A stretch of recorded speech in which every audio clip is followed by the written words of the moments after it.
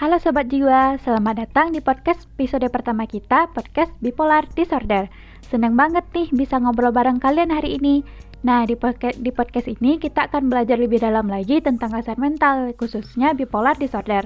Mungkin kalian sering dengar kata bipolar dipakai buat bercandaan.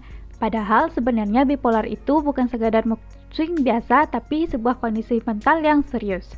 Jadi, apa sih bipolar disorder itu?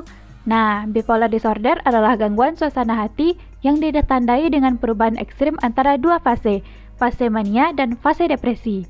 Nah, pada fase mania, seseorang bisa merasa sangat bersemangat, penuh energi, ngomong cepat, bahkan kadang impulsif. Sedangkan di fase kedua, yaitu fase depresi, suasana hati bisa jatuh banget, merasa sedih, kehilangan minat, bahkan muncul pikiran negatif. Nah, ini beda banget ya dengan mood swing yang sehari-hari. Kalau mood swing biasanya ringan dan cepat reda, tapi kalau bipolar, perubahannya intens, ekstrim, dan bisa berdampak besar pada kehidupan seseorang, baik di sekolah, pekerjaan, maupun hubungan sosial.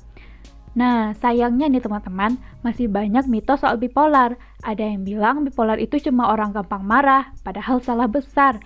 Ada juga yang bilang orang bipolar nggak bisa hidup normal. Faktanya, dengan pengobatan dan dukungan, banyak kok penyintas bipolar yang bisa menjalani hidup produktif dan penuh makna.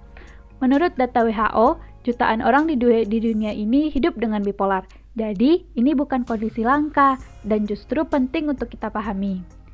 Nah, kesimpulan podcast kita hari ini yaitu bipolar disorder bukan sekadar naik turun mood, tapi kondisi serius yang perlu diperhatikan. Dan yang paling penting, kita bisa memulai dari hal sederhana seperti memahami, mendukung, dan berhenti menstigma. Nah, teman-teman, terima kasih sudah mendengarkan episode pertama ini. Ingat selalu ya, kenali, pahami, peduli. Sampai jumpa di episode selanjutnya. Dadah Sobat Jiwa!